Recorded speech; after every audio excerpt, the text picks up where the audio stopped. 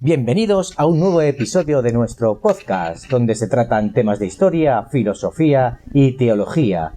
Como en el capítulo anterior, nos acompañan Gonzalo el Purificador y Juan el Dialéctico. Yo soy Edu el Vigilante y esto es En Guardia, la Fe del Vigilante.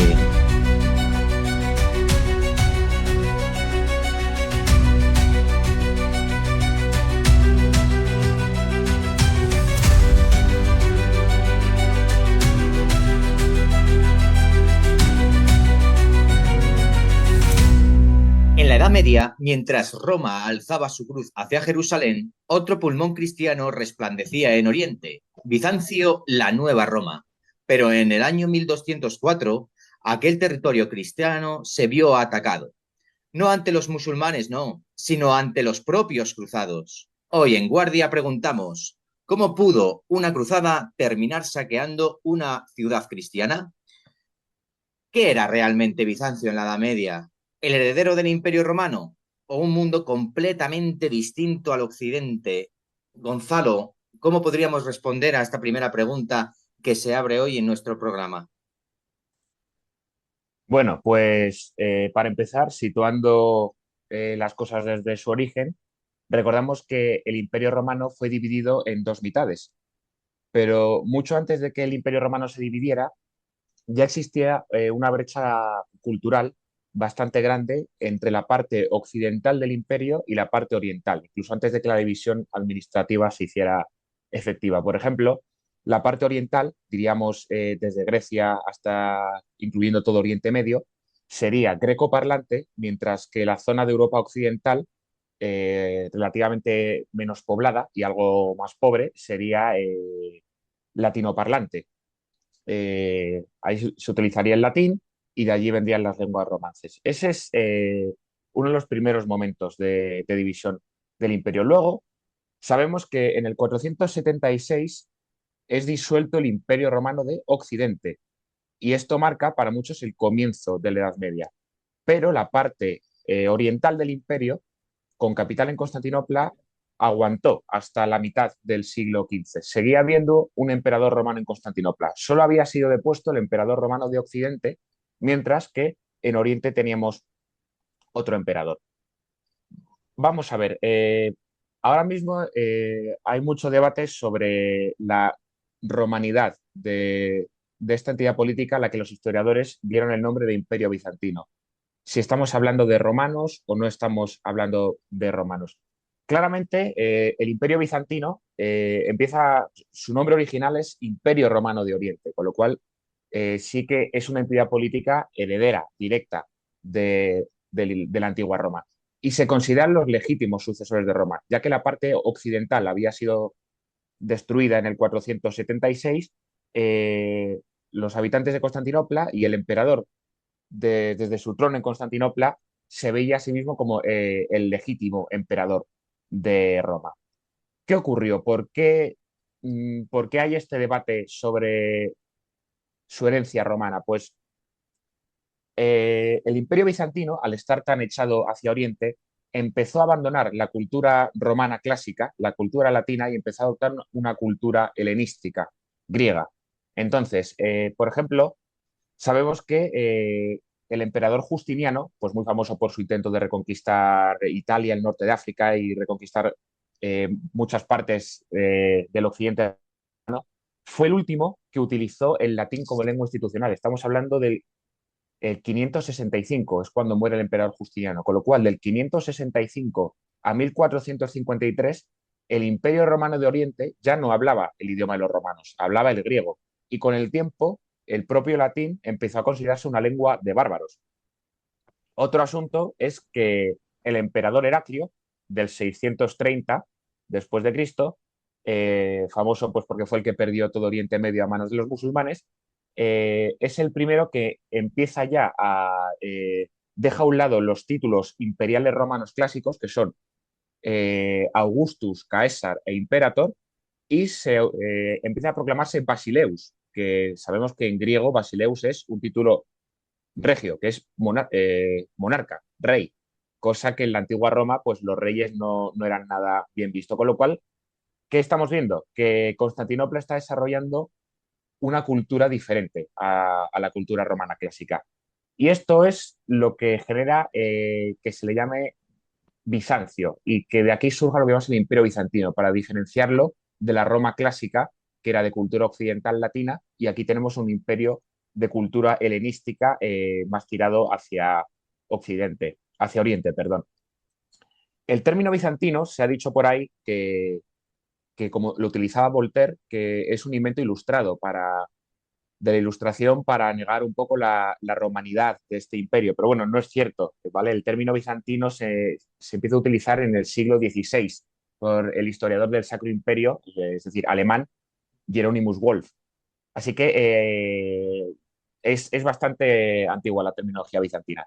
Siendo justos, ellos sí se consideraban y se llamaban a sí mismos romanos, pero está claro que han desarrollado una cultura muy distinta a la de la Roma clásica y tenemos que diferenciarlo, sobre todo porque en Occidente el legado romano se está guardando de otra manera. Entonces tendríamos dos herederos de Roma, Oriente y Occidente, cada uno a su manera. Juan, en este sentido, y siguiendo la línea que va llevando Gonzalo, ¿habría dos herederos de Roma o solamente tendría que haber un heredero de Roma o que es legítimo decir que, bueno, de alguna manera se crían de manera distinta y por eso como dos hermanos van separados pero tienen la misma esencia? Bueno, yo creo que aquí un poco, obviamente, a nivel geopolítico puede haber varios herederos de Roma. Esto no es decir, no es una cuestión que sea totalmente excluyente. Pero sí que es verdad, claro, que desde la perspectiva de cada una de las partes, o de la perspectiva de cada uno de los herederos que surgen tras el colapso del Imperio Romano Occidental, pues claro, obviamente solo puede haber una, que son ellos, ¿no? En este caso, pues Bizancio se considera, debido a que es la parte que un poco consigue mantenerse íntegra después del desmoronamiento del Imperio Romano de Occidente, pues ella piensa obviamente que es la única heredera de Roma. ¿Por qué? Porque lleva el nombre de Imperio Romano, es decir, ellos se llaman Basileia Ton Romaion, es decir, Imperio de los Romanos. Se consideran romanos y como tal, pues obviamente se consideraban herederos del Imperio Romano de Occidente, los únicos herederos, digamos, legítimos del Imperio Romano de Occidente. Esto además se ve sobre todo, hay un momento concreto en la que no supuso todavía la ruptura de la Iglesia, pero sí que hay un momento en estos años iniciales, ¿no? De lo que nosotros llamamos la Edad Oscura, em, en el que sí que se produce digamos, un primer punto de desencuentro entre Roma, digamos, la iglesia de Roma y, y lo que sería ya luego el Imperio Bizantino como tal, que sería el nombramiento de Carlomagno como emperador. Como bien sabéis, esto en el año 800 después de Cristo, se nombra a Carlomagno como sacro emperador romano. Y esto, además, con la propia declaración del propio Carlomagno de declarar en ese momento a Irene I como ilegítima. Es decir, aquí estamos teniendo el tema ya, digamos, el primer punto de ruptura en el que se está eligiendo a un sucesor de Roma sobre otro, ¿vale? Diferenciado del natural, por decirlo de alguna manera, o el que veían los bizantinos que era el natural, que eran ellos mismos.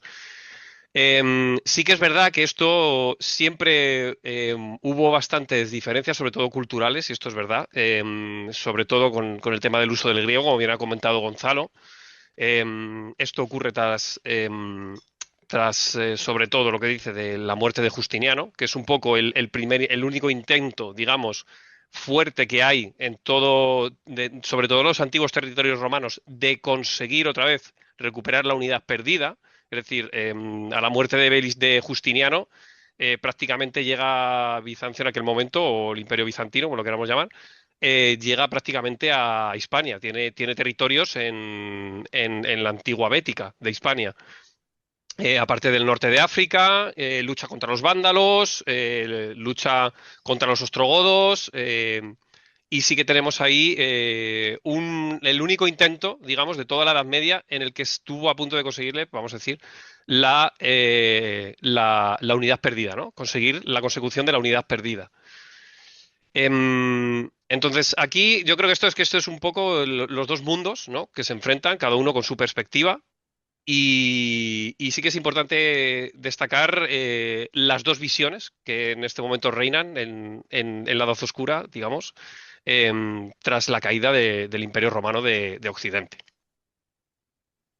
Entonces, ¿por qué Roma y Constantinopla, que compartían la misma fe, hemos visto que quizás, pues, tema político, pero siempre ha sido, o sea, o es fundamental el tema político, el tema de la fe, pero al fin y al cabo compartían la misma fe y son herederos de la misma fe, tanto Roma como Bizancio? ¿Por qué Roma y Constantinopla acabaron convirtiéndose en rivales dentro de la cristiandad, Gonzalo? Pues claramente por la sombra de la antigua Roma, de la Roma de los Césares. Es decir, Roma se dividió en dos, quedan prácticamente dos Romas, con lo cual solo una puede ser la auténtica heredera, ¿no? Entonces tenemos, básicamente de aquí viene la rivalidad. ¿Quién es el auténtico sucesor del antiguo Imperio Romano? ¿El emperador de Constantinopla, el recién coronado, como ha dicho Juan? Ahora, desde Carlomagno, también vuelve a haber otro emperador en Occidente, el emperador del Sacro Imperio Romano-Germánico, o el señor de Roma, que es el Papa. ¿Quién de estos tres personajes representaría mejor, sería el heredero más justo de la antigua Roma? ¿Los occidentales, el Papa y el emperador de Occidente, o el emperador de Oriente? De aquí viene la rivalidad. ¿Quién es, por así decirlo, quién es más romano? Naturalmente, pues los bizantinos consideran a los occidentales bárbaros, ¿no? Ellos son los bárbaros que destruyeron el Imperio Romano de Occidente, mientras que Bizancio se considera a sí misma pues, la continuación directa de Roma. En cambio, bueno, los reinos occidentales consideran que ellos son los guardianes del legado de Roma, ellos han reconstruido el Imperio Romano, ellos tienen obediencia al Papa de Roma y ellos están conservando pues, la cultura romana occidental de alguna manera, mientras que los bizantinos están, están tirando ya, están dando un giro mucho más helenístico que se está alejando de la cultura romana clásica. Entonces, bueno, de aquí viene principalmente esta rivalidad. ¿Quién es el auténtico sucesor de Roma? Como, bueno, hay muchos momentos de tensión. Siempre hubo una brecha cultural entre Oriente y Occidente, como empezamos diciendo. Luego, también la caída del Imperio Romano de Occidente creó un vacío de poder en Occidente. ¿Quién fue una figura que se benefició? Pues fue el Papa. El Papa de Roma se convirtió en un señor mucho más poderoso, no estaba sujeto a la autoridad imperial. ¿Qué ocurre? Pues que el emperador de Constantinopla tenía una necesidad de mantener unida la religión en el imperio, en su parte imperial, con lo cual era muy importante que el Papa estuviera controlado por el trono de Constantinopla y el Papa de Roma se resistía al control del emperador bizantino. Con lo cual, aquí había otras fuentes de tensión, Roma, Constantinopla, tanto política como religiosa. El emperador quería dominar a todos los patriarcas y a todos los líderes religiosos, incluyendo el Papa se resistía, era un líder religioso relativamente independiente, que de aquí surgiría el papado medieval tan fuerte que veremos en los siguientes siglos. Entonces, bueno, la rivalidad es en todos los sentidos. Política, ¿quién es el sucesor de Roma? Religiosa, ¿quién tiene la autoridad sobre el mundo cristiano? ¿El emperador de Constantinopla o el Papa? Y luego cultural.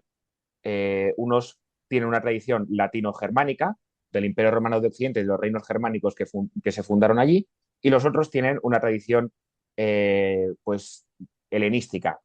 Por supuesto, se han guardado costumbres romanas a su manera, pero bueno, la brecha es en todos los sentidos y eso va a generar una rivalidad muy grande. Y por supuesto, en el panorama teológico, pues la liturgia es distinta, los modelos de monacato son distintos. Surgen dos cristianismos bastante distintos desde el inicio. Están unidos por los credos, por las reglas de fe, pero no por mucho tiempo. Ya veremos la famosa cuestión del cisma de Oriente. Juan, siguiendo así lo que dice Gonzalo, claro, una fe como la cristiana que se intentó más o menos pues estar unida dentro de esos patriarcados, teniendo en cuenta que el Papa de Roma era el primus inter pares entre los patriarcas. Claro, el cisma trae que sea el patriarca de Constantinopla, ¿no? El que tenga más peso en estos sitios o en esta parte oriental, pero hasta qué punto puede haber una confrontación tan fuerte que lleguen a ser enemigos, archienemigos, una parte y otra, teniendo en cuenta que tanto como en Oriente como en Occidente, la Iglesia ya había sido declarada, se había autodeclarado católica como universal y no dividida. Sí, bueno, aquí además hay que notar una cuestión histórica, ¿no? Que precisamente digamos, el concilio que establece, ¿no?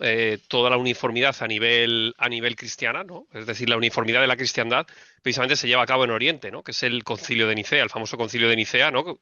Entonces, tenemos esta, digamos, esta curiosidad histórica, ¿no? Que luego es verdad que quien se queda con la parte católica o con la parte universalista, no digamos, de la cristiandad, es el Occidente, que es quien, al fin y al cabo, donde no se ha celebrado, o la parte en la que no se ha celebrado, ¿no? Este concilio que unifica la cristiandad.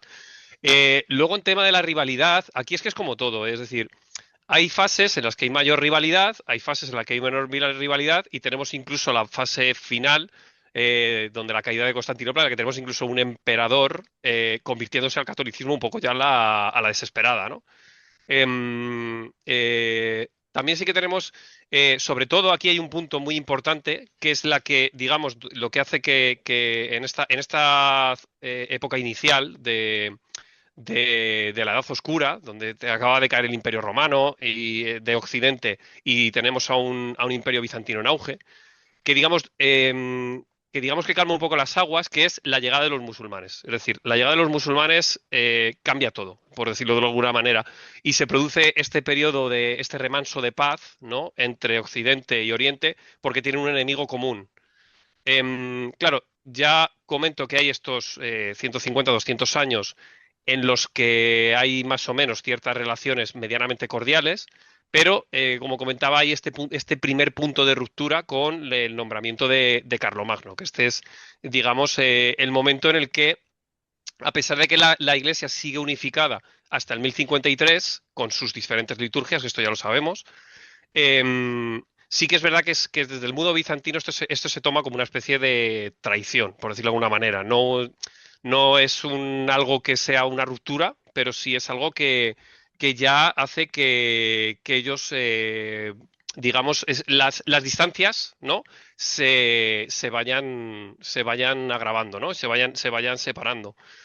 Esto creo que aún así se podía haber reconducido, ¿no? Obviamente esto es muy difícil y ya sabemos que en diplomacia es algo que no es fácil, pero sí es algo que probablemente sería salvable, ¿no? Al fin y al cabo todos eran cristianos, es decir. Entonces, bueno, ahora entraremos en detalle con todos los acontecimientos históricos que llevan a la Cuarta Cruzada. Pero sí es algo que sí podíamos haber reconducido, ¿no? Digamos a nivel cristiandad, ¿no? Pues claro, llegados a este momento tenemos que entrar en el ajo, ¿no?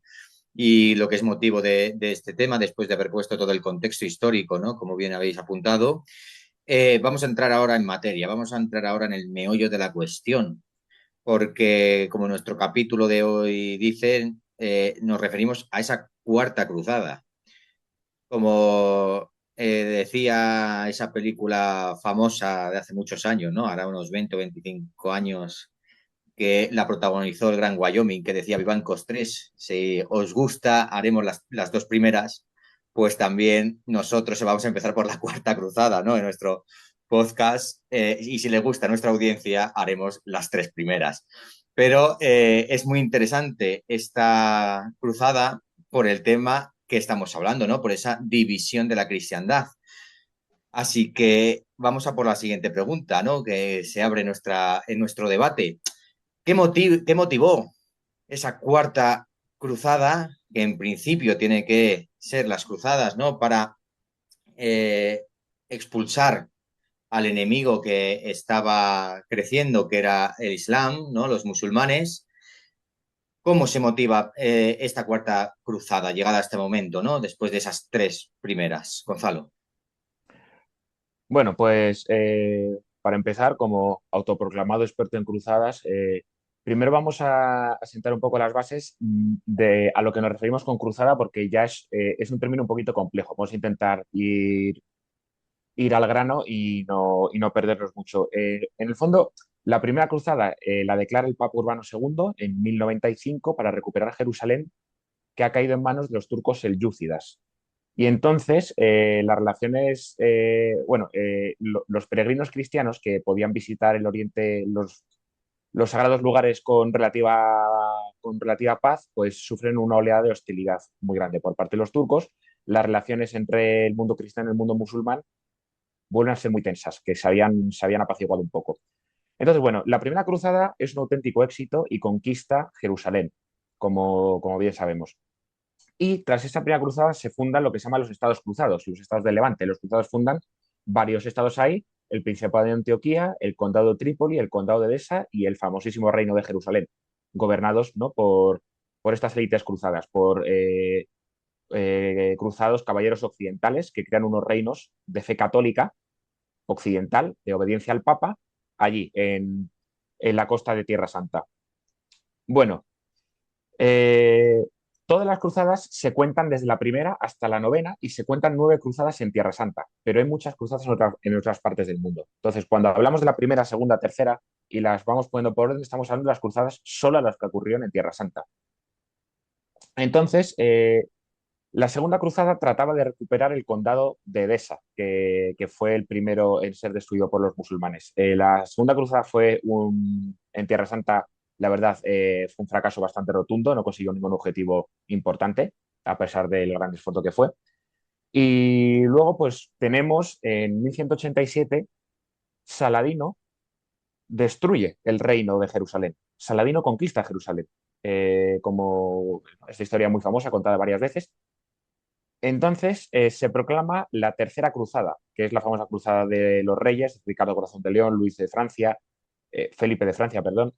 Entonces, bueno, la Tercera Cruzada recupera toda la costa del levante de los cruzados, de esa costa de Tierra Santa, recupera varias plazas, pero no consigue recuperar Jerusalén. Con lo cual, el asunto cruzado no se ha dado por zanjado, porque Jerusalén sigue en manos musulmanas desde que Saladino lo capturó en 1187. Bueno, llegados ahora estamos empezando el siglo XIII. El siglo XIII es una época de revoluciones en la Edad Media. El Papa está ganando mucho poder, están surgiendo las órdenes mendicantes, las órdenes militares ya han surgido con mucha fuerza. Entonces, el Papa Inocencio III cree que es el momento de lanzar una cruzada para recuperar Jerusalén. En la tercera cruzada ya se recuperó la costa, ya hay una cabeza de playa, ahora se puede conseguir el objetivo, que es recuperar esa Jerusalén que capturó Saladino. Bueno, pues el Papa convoca esta cruzada y la respuesta es bastante entusiasta, pero no todo lo que cabría esperar, ¿vale? En este momento el mundo cristiano pasa por una fase de división. El Sacro Imperio está muy dividido. Eh, en Francia e Inglaterra tienen grandes disputas por territorios, que se va a dar de toda la Edad Media, ¿no? En Inglaterra está reinando el famoso Juan sin tierra, así que hay un poco de caos en Europa, con lo cual los grandes señores que responden a la llamada del Papa no son reyes, son grandes señores, pero no es la gran movilización de reyes que se consiguió en la Tercera Cruzada. Y sobre todo, necesitamos, para que esta cruzada sea exitosa, una potencia naval, que va a ser lo fundamental. ¿Quién es esa potencia naval? Venecia, la República de Venecia, que tiene un dominio comercial sobre todo en las rutas del Mediterráneo, está creciendo muchísimo, va a ser el principal apoyo naval para los cruzados. Y bueno, esto como arranque de la Cuarta Cruzada. Muy bien. Buena lección de historia que nos ha dado ahora Gonzalo, que nos ha puesto muy bien en contexto, ¿no? De lo que la Cuarta Cruzada, por lo cual lo motivó, ¿verdad? Eh, cómo se desarrolla? ¿Cuáles son las primeras salidas? ¿Cómo fueron? Bueno, bien has dicho, Gonzalo, que las reacciones pues, no fueron muy entusiastas por el problema europeo, pero ¿cómo consiguió sacarlo adelante el Papa?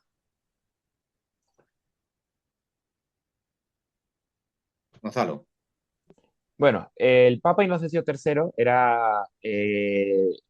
es acordado que es el Papa con más poder de la historia de la Iglesia, carismático, un gran líder, fue elegido Papa con solo 37 años, con lo cual nos dice mucho de su brillantez. Y bueno, el sueño de este Papa realmente era movilizar Europa y ponerse él por encima de todas las rencillas individuales de los reyes cristianos y conseguir que la cristiandad fuera un bloque unida bajo la fe. Y él pensaba que precisamente era él, el Papa, la sede de Pedro, quien tenía el poder para volver a unificar a todos los cristianos en un gran bloque. Entonces, su llamada tiene bastante éxito porque Inocencio es un maestro de la propaganda, sabe movilizar grandes predicadores, maestros de universidades, hombres con fama de santos que van predicando por las aldeas. Es decir, el ambiente de cruzada era, era bastante pintoresco, ¿no? Por todos los pueblos se proclamaban, los grandes señores, obispos y abades le predicaban. Así que bueno, la llamada, aunque no respondía por ningún gran monarca, sí que tiene éxito entre varios señores menores, caballeros, y se empieza a reunir un ejército. Este ejército pone los ojos en Venecia, como hemos dicho, pues gran apoyo naval. Y aquí es donde empiezan los problemas. Eh, el acuerdo al que se llega con la República de Venecia es un acuerdo muy ambicioso. La cantidad de dinero que los cruzados ofrecen a Venecia es enorme.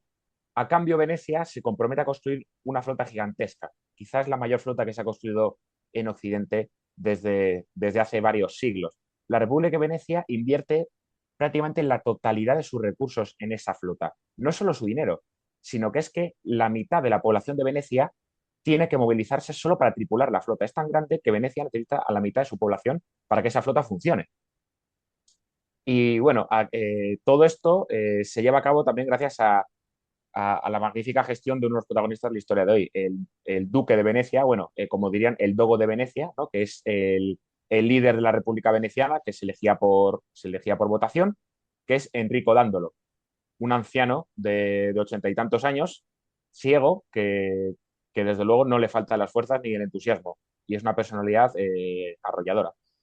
Pues él lleva a cabo este gran proyecto y el primer problema es que cuando los cruzados llegan a Venecia se encuentran que las cifras de las que se habían hablado no llegan, apenas cubren la mitad de lo que se esperaba. Es decir, los cruzados son muchos menos de lo que los venecianos esperaban, con lo cual sobran muchos barcos y, por supuesto, falta mucho, mucho, mucho dinero para cubrir el esfuerzo que Venecia ha hecho para construir esa flota. Con lo cual, hay un problema muy grande. Hay un ejército no tan grande como se había prometido, hay una flota enorme a la que hay que pagar y abastecer y Venecia se ha arruinado para construir esa flota. Y los cruzados no pueden pagar la inversión de Venecia. Con lo cual va a haber que buscar un arreglo y aquí es donde van a empezar los problemas. La Ujú. cuarta cruzada, Ujú. sí, Que, sí, pero para ir un poquito más a lo que es el-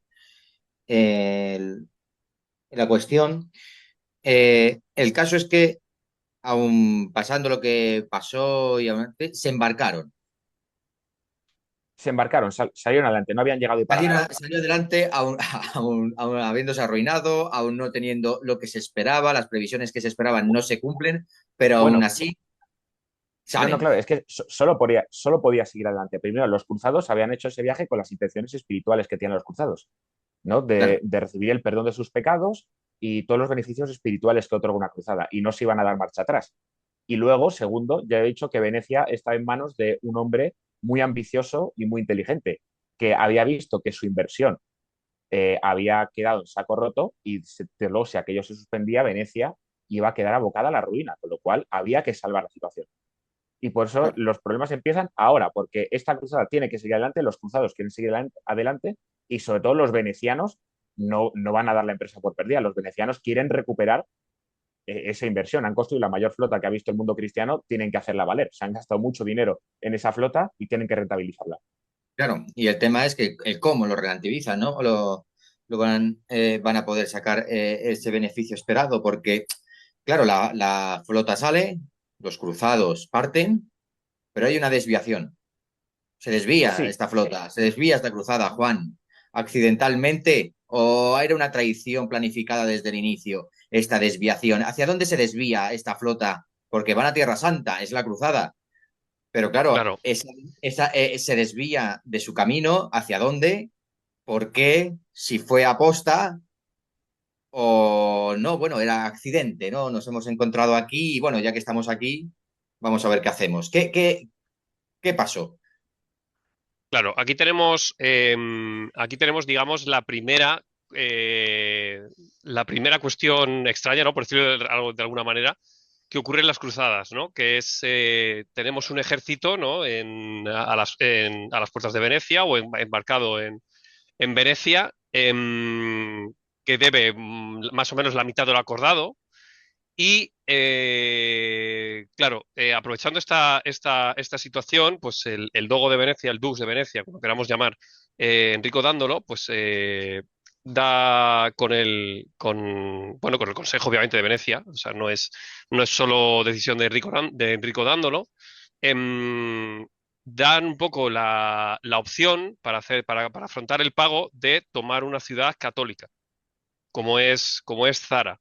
Es una ciudad que en su momento perteneció a Venecia y que fue tomada por el rey de Hungría varios años antes. Entonces, esta flota, claro, se embarca y tiene la curiosidad de que va a atacar a una ciudad cristiana y católica, que es Zara, que es la actual Zadar en Croacia, a día de hoy, en el año 1203. Claro, esto se produce, como decís, con esta curiosidad de que es la primera cruzada que no va directa o no pretende ir, al menos de primeras, a Tierra Santa. Todo esto siempre teniendo en cuenta, también es verdad que está esta deuda que hemos comentado, que según las crónicas dicen que nada más que se había conseguido cubrir la mitad.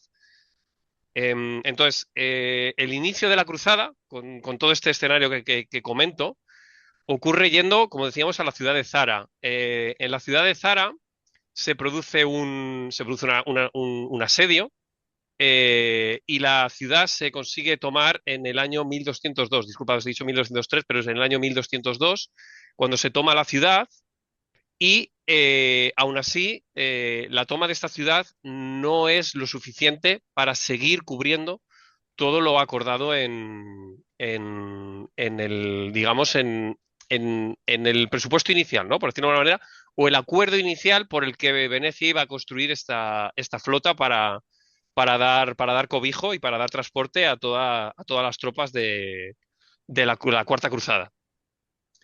Entonces, claro, tenemos esta situación en la que hablábamos de que tenemos al ejército cruzado con las naves de Venecia que están todavía sin pagar, en una ciudad católica recién tomada, como es Zara, y que, claro, esta situación no es suficiente para poder ir a Egipto, que era la primera, el primer objetivo de la cruzada, ¿vale? De hacer un desembarco en Egipto y de ahí subir para arriba hacia Jerusalén.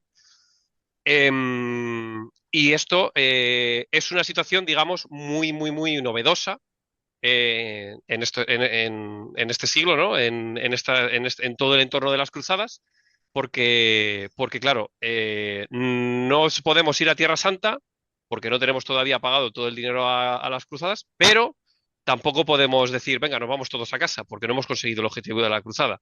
Entonces, este es el momento. Sí, este es el momento que tenemos que analizar. Pues Gonzalo, vamos a analizar estas cuestiones que Juan nos ha planteado.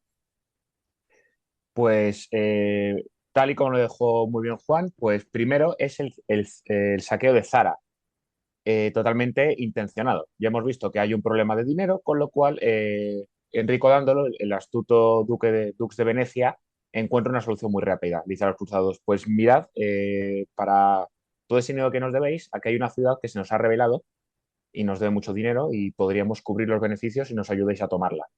Claro, es una ciudad cristiana y a diferencia de Constantinopla es una ciudad además católica de obediencia a Roma, que ahora está bajo la obediencia del rey de Hungría, después de haberse rebelado contra Venecia. Entonces, ¿qué ocurre? Cuando Enrico Dándolo propone atacar Zara, eh, los líderes cruzados, los principales, aceptan y, y participan en este asalto, como ha dicho Juan. Pero ya hay una primera gran decepción. Varios cruzados, cuando se enteran de lo que va a ocurrir, se van, abandonan la cruzada, porque dicen que naturalmente ellos no se han apuntado para esto, con lo cual abandonan la cruzada. Y el Papa Inocencio III se entera de que se dirigen a Azada y los amenaza con la excomunión. Naturalmente, pues no les hacen caso. Zara es asaltada, es saqueada. Bueno, hay algunos por ahí diciendo que es una auténtica matanza, que la ciudad es destruida, pues no es nada cierto. La ciudad se rinde después del asalto, la ciudad se rinde con términos y esos términos, bueno, lo que ocurre es que la ciudad es saqueada para cubrir esos gastos, pero no hay una gran matanza, ni la ciudad es destruida, ni nada por el estilo, como se ha dicho que fue una matanza o una destrucción, no es cierto. Entonces, bueno, cuando el Papa se entera de que la ciudad ha sido asaltada y la han saqueado, pues el Papa a, excomulga a todos los que han participado. Luego se le mejora un poco el humor y le levanta la excomunión a los cruzados, pero no a los venecianos, porque considera que los venecianos son los auténticos culpables. Pero bueno, ya veremos que las cosas pueden empeorar todavía bastante más. Uno de los cruzados que abandona, por ejemplo, en este momento la expedición, es el famoso Simón de Montfort, que es uno de los líderes de la cruzada albigense, unos pocos años después, que tiene fama de un monstruoso sanguinario que le encanta matar gente. Pues Simón de Montfort es uno de estos que cuando se entera que van a atacar tierras cristianas, abandona la cruzada y dice que no piensa atacar tierras cristianas. Bueno, parece que el saqueo de Zara habría terminado, pero como he dicho, es el principio de los problemas. El saqueo de Zara había sido planeado por el dux de Venecia, Enrico Dándolo, y los líderes cruzados. Lo habían acordado. Pero el siguiente rumbo de la cruzada es bastante más sorprendente, porque ahora la cruzada sí se va a dirigir a Constantinopla. ¿Por qué la cruzada se dirige a Constantinopla y qué estaba ocurriendo en Constantinopla? Pues si me disculpáis, para esto vamos a tener que retroceder un poquito en el tiempo e irnos a ver qué ocurrió en el Imperio Bizantino últimamente. Y vamos a hacer un pequeño repaso de lo que ocurrió en Bizancio en en las últimas décadas, si me permitís. Y porque hemos visto un poco, claro, la situación en las relaciones de los dos, ¿no? Pero sí que es verdad que no hemos visto el contexto interno de ninguno de los dos, ¿no? Exacto.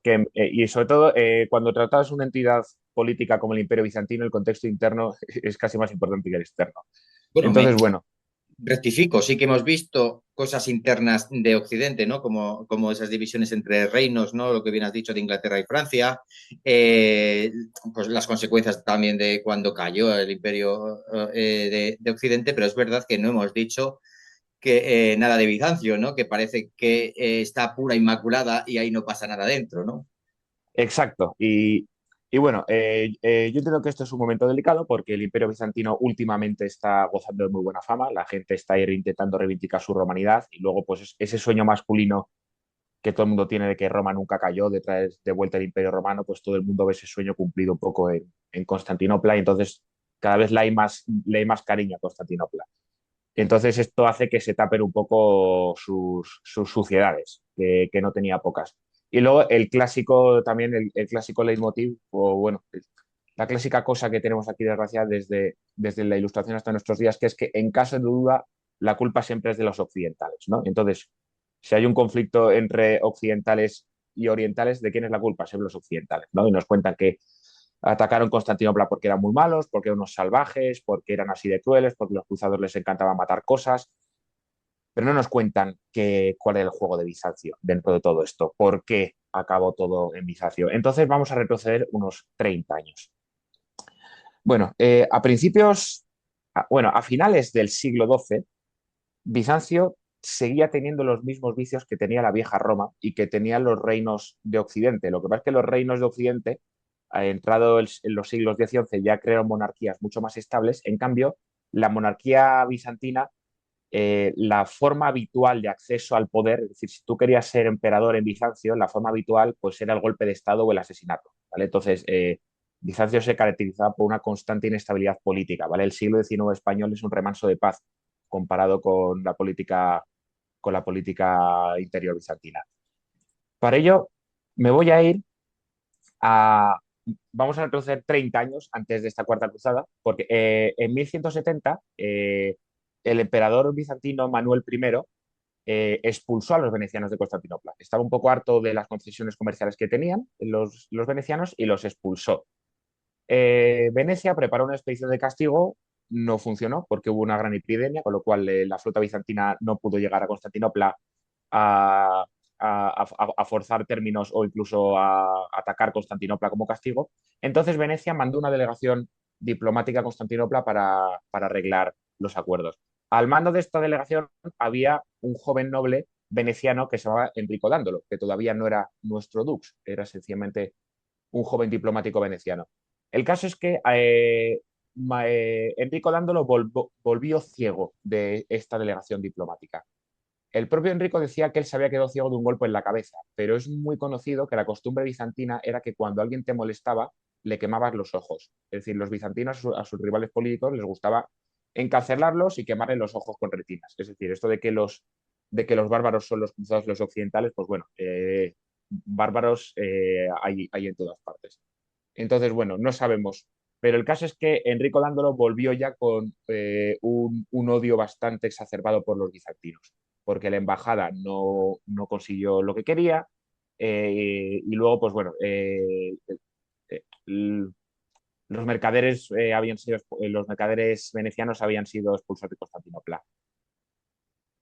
Este emperador, el que hizo todo esto, fue Manuel I y le sucedió, en un raro caso, le sucedió su hijo, sin ningún tipo de peleas ni nada por el estilo. Pero bueno, no duró mucho. El hijo del emperador bueno, lo asesinó su propia, bueno, hay un golpe de estado, su propia guardia personal, la famosa guardia varega de los emperadores bizantinos, le quema los ojos y luego lo ejecutan.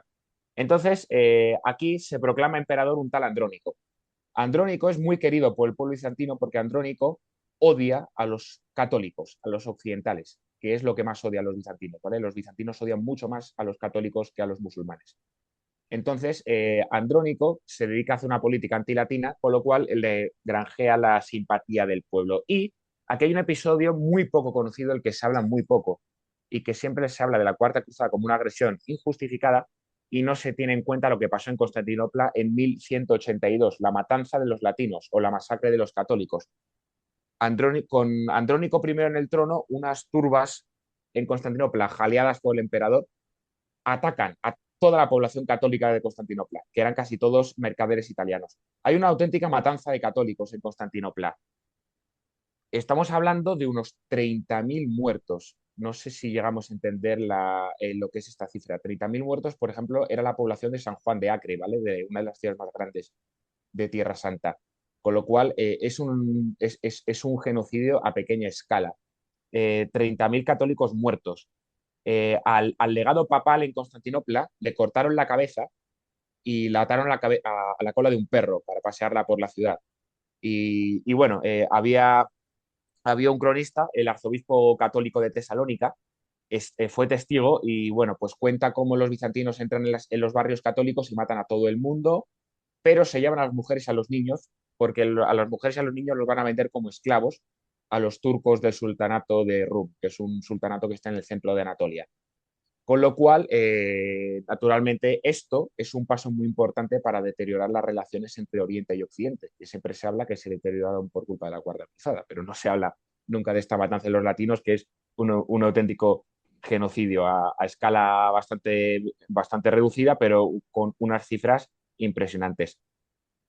Bueno, hay una serie de golpes de Estado en Constantinopla y los emperadores se van sucediendo prácticamente ninguno de manera habitual. Siempre hay asesinatos, guerras civiles, conjuras. Bueno, el caso, el emperador que hay durante la Tercera Cruzada es un tal Isaac II. Isaac II durante la Tercera Cruzada pactó con Saladino, ¿vale? Para que veamos cómo están las relaciones entre Oriente y Occidente. Entonces, pactó con Saladino cuando los cruzados estaban pasando por territorio bizantino, con lo cual, cuando los cruzados en la Tercera Cruzada se enteraron de este cambio de la política bizantina, pues hubo varias batallas entre cruzados y bizantinos, con lo cual ya naturalmente las relaciones se estaban deteriorando muchísimo, ¿vale? No era nada nuevo. Bueno, ¿qué va a ocurrir? Este Isaac II, que es el emperador durante la Tercera Cruzada, fue depuesto por su hermano. Su hermano, que se proclamó el emperador Alejo III, pues siguiendo la costumbre, pues le quemó los ojos a su hermano Isaac y lo encerró y entonces se proclamó emperador. Pero ¿qué pasa? El hijo de Isaac, del emperador cegado y depuesto, escapa de Constantinopla. Consigue escapar, su padre está encerrado y ciego en una mazmorra, pero su hijo escapa y se va a Occidente a pedir ayuda. ¿Y qué se encuentra? Pues que precisamente cuando los cruzados están, ahora sí, volvemos donde lo habíamos dejado, están después de haber saqueado Zara, llegan los emisarios del hijo del emperador depuesto y que el hijo del emperador depuesto es, un segundo que consulte aquí las notas, me parece que era Alejo IV, se había proclamado este emperador. Entonces, Alejo llega y le ofrece a los cruzados una oferta buenísima. Le dice que si atacan Constantinopla y le ponen a él en el trono, liberan a su padre ciego y matan al usurpador, no solo Constantinopla va a apoyar la cruzada, va a cubrir todos los gastos que le deben a Venecia, sino que se compromete a financiar un ejército permanente en Tierra Santa. Con lo cual, no solo se recuperaría Tierra Santa, sino que Bizancio financiaría un ejército permanente. ¿Qué pasa? Es un trato perfecto. Es decir, todo el inicio desastroso de la cruzada, de falta nombres, falta dinero, hemos atacado una ciudad cristiana, todo se arreglaría con este trato. ¿Qué pasa? Es un trato demasiado bueno para ser cierto. Naturalmente, este Alejo IV tiene intención de regresar al trono, de rescatar a su padre, pero ya veremos si pretende o no pretende cumplir con las expectativas. Entonces ya vemos que en Constantinopla hay mucha animadversión entre católicos y ortodoxos, ¿vale? La población ortodoxa de Constantinopla ya ha atacado varias veces a la población católica, a los mercaderes italianos. Por supuesto, Occidente tiene un recuerdo de la matanza de los latinos. Y luego, encima, Constantinopla está surgida en un ciclo de guerras civiles y golpes de Estado en el que se van a ver envueltos los cruzados. ¿Vale? Este es el contexto algo desconocido de la Cuarta Cruzada. ¿Vale? No fue un saqueo aleatorio, ni fue un saqueo puro de una agresión salvaje sin sentido. Había un trato muy bueno. Y por esto, ahora de manera bastante precipitada, esto sí que no estaba acordado, ahora sí la flota se dirige a Constantinopla. ¿Por qué? Porque ha llegado Alejo IV y les ha ofrecido un trato muy bueno. Si me ponéis en el trono y rescatáis a mi padre y matáis al usurpador, yo os daré todo esto. Y por eso se pone rumbo a Constantinopla. Así que lo que se inició como una cruzada se va a convertir, podríamos decirlo, en traición, Juan, o una manera de intentar restablecer relaciones muertas y poder unir de nuevo Oriente y Occidente, o simplemente fue medidas políticas para favorecer a unos pocos de un lado o de otro. Bueno, aquí digamos que voy a dar un poco la visión por la parte del Imperio Bizantino, ¿no? De esta cruzada. Un poco ha comentado varias cosillas Gonzalo que sí me gustaría entrar y sobre todo para abrir un poco este debate. Aquí hay que tener en cuenta, en base a los hechos históricos, un primer punto que ocurre, digamos, que Bizancio lo considera como traición, que es el paso de la primera cruzada por tierras de Bizancio, ¿vale? Estamos hablando del año 1196. En el año de la primera cruzada, cuando pasa lo que se llamó la Cruzada Popular de Pedro el Ermitaño, se produjeron varios saqueos por parte de esta cruzada popular en territorio bizantino sin ataque previo y sin ningún tipo de provocación previa. Estamos hablando que la masacre de los latinos se produce en 1180, si no me falla la memoria. En 1097 en 1096 ya tenemos saqueos en los Balcanes, Belgrado y Nis, para ser más concretos, por parte de esta cruzada que digo de Pedro el Ermitaño, de la Cruzada Popular, llamada Cruzada Popular. Luego, además, sí que hay que comentar también, esto es verdad que sí que se ha hablado mucho largo y tendido, la ceguera de Enrico Dándolo. Esto es una cuestión que es verdad que llama la atención que no haya documentos de la época, es decir, coetáneos de la época en ese momento, de que esa ceguera se produce en su vuelta de Bizancio. sino que estas historias se hablan siempre. La primera crónica que habla de ello es la crónica de Martín de Canal, ¿vale? Que es del siglo XIII tardío. Es decir, esto muchos autores lo consideran como propaganda política porque se produce mucho después de los hechos acaecidos y si un noble veneciano vuelve cegado de Bizancio, debería haber salido en todos los documentos de la época, como diría aquel, llamándolo, y aparte sería un casus belli, es decir. Entonces esto es algo que, como decía, que no es algo aislado, es decir, la masacre de los latinos es algo que por supuesto es denunciable y debe ponerse en consideración y debe condenarse, pero recordemos que ya llevamos prácticamente 100 años antes con problemas cada vez que los cruzados pasan por territorio bizantino, porque estos hechos que hablamos de saqueos se reproducen en 1147 cuando está pasando también la Segunda Cruzada. Es decir, en Anatolia en Anatolia y en Anatolia, ahora mismo no me acuerdo cuál era el otro territorio, en Anatolia ocurre exactamente lo mismo, es decir, se producen saqueos y pillajes y asesinatos de campesinos ortodoxos. ¿Vale? Entonces, esto es lo que hay que entender también del contexto que vive digamos, el ciudadano de a pie del Imperio Bizantino y por qué la creciente animadversión hacia los cruzados y cada vez que una cruzada pasa por territorio bizantino. Porque además vemos que esto era el contexto de la época porque los bizantinos, como he comentado, o sea, perdón, los cruzados, como he comentado, en las dos anteriores cruzadas pasan por territorio bizantino. Es decir, y no hubo ningún problema. De hecho, podemos ver que en la primera cruzada hasta el propio emperador Alejo II proporciona barcos a los cruzados para pasar el estrecho de los Dardanelos, es decir, para pasar a Anatolia. Y luego la parte de lo que hablamos del pacto que ocurre entre Saladino y Bizancio, hay que entender, y esto es verdad que entre comillas nos cuesta, por la concepción que nosotros tenemos a día de hoy del Imperio Bizantino, ¿no? Y siempre estamos bajo el prisma católico. Para Bizancio no era un honor morir en batalla, al revés, era una vergüenza, entre comillas, por decirlo de una manera. Es decir, se primaba el hecho de intentar buscar siempre la diplomacia por encima de la espada. Esto también es obviamente es una doctrina que ocurre debido a que es un imperio que desde sus inicios está rodeado siempre por enemigos, si no son los búlgaros, son los sasánidas, los musulmanes ya en el siglo VII. Es un imperio que constantemente está asediado por todos sus frentes.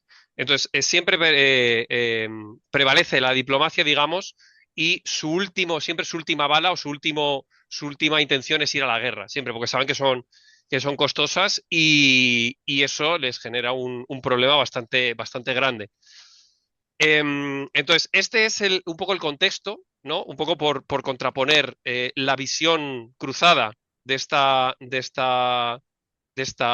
cruzada, valga la redundancia, con la visión que tiene el ciudadano medio del Imperio Bizantino en ese momento.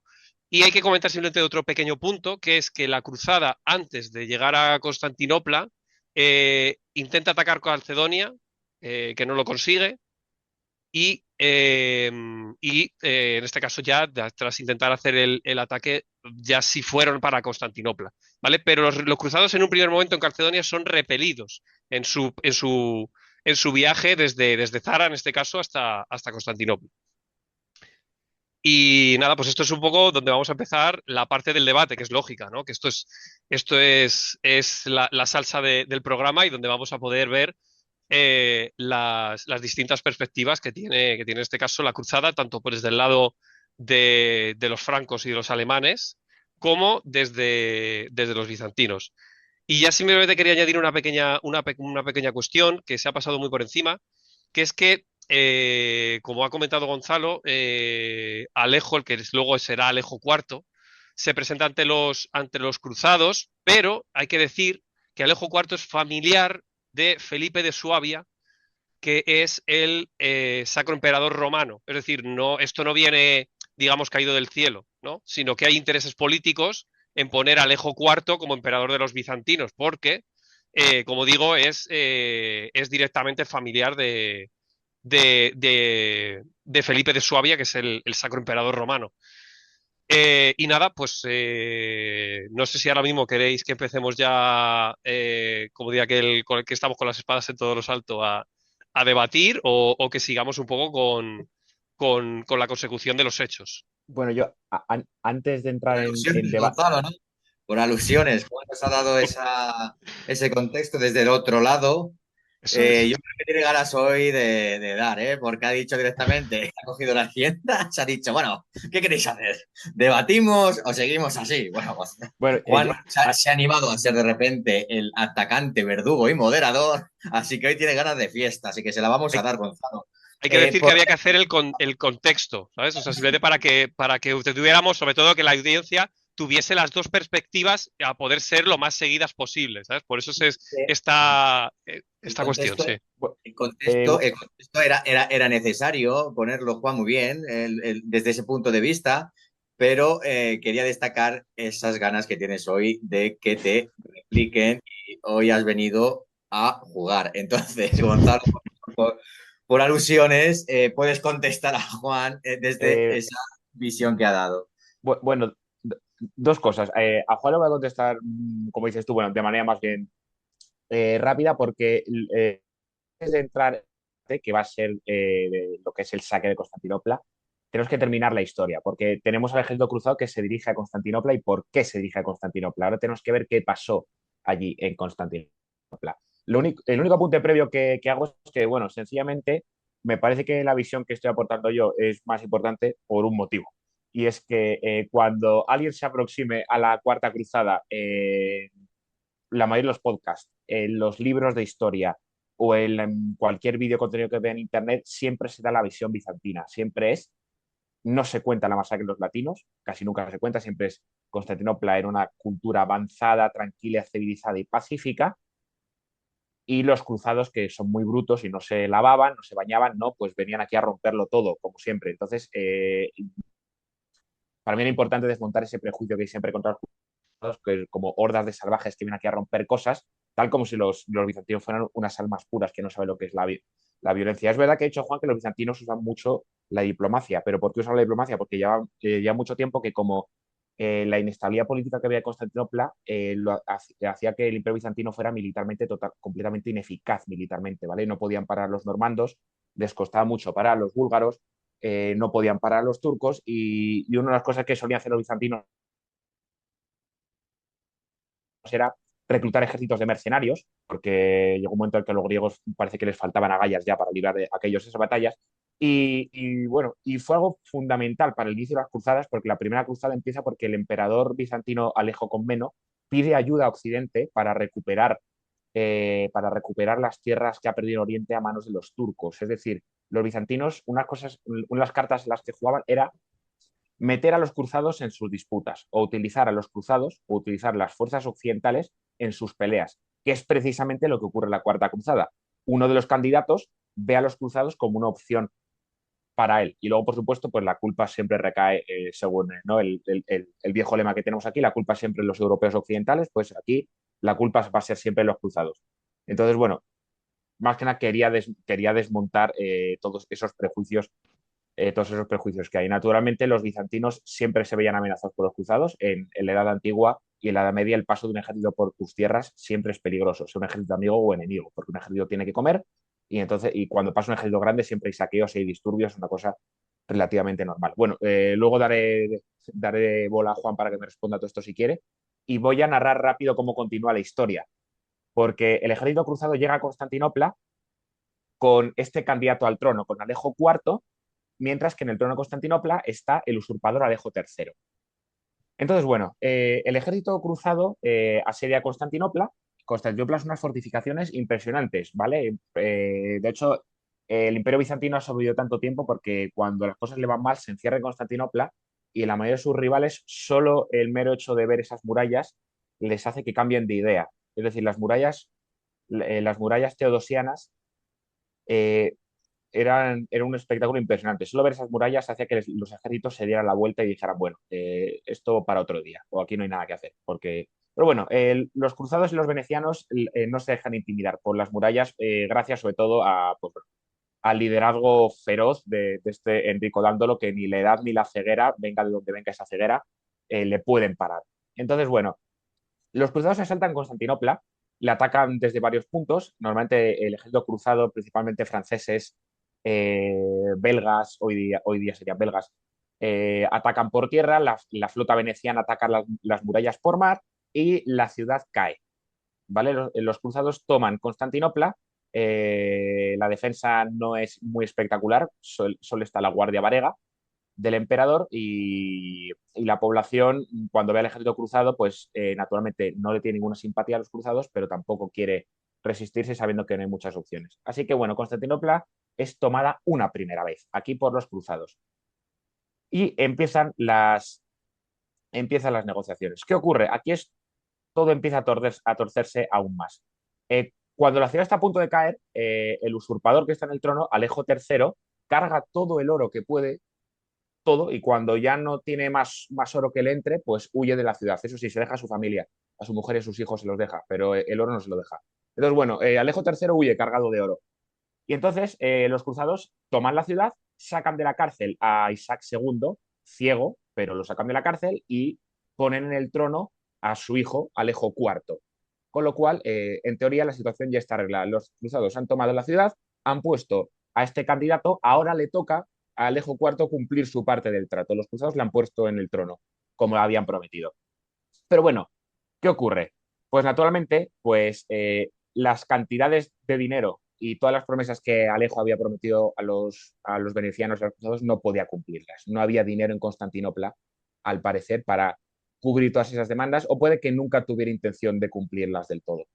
El caso es que ya estaba en el trono y las negociaciones empiezan a alargarse, ¿no? Empiezan a dar largas, el ejército cruzado está en un campamento porque no le dejan entrar en la ciudad, con lo cual los cruzados están en tiendas, mientras en la ciudad las cosas van sin prisa.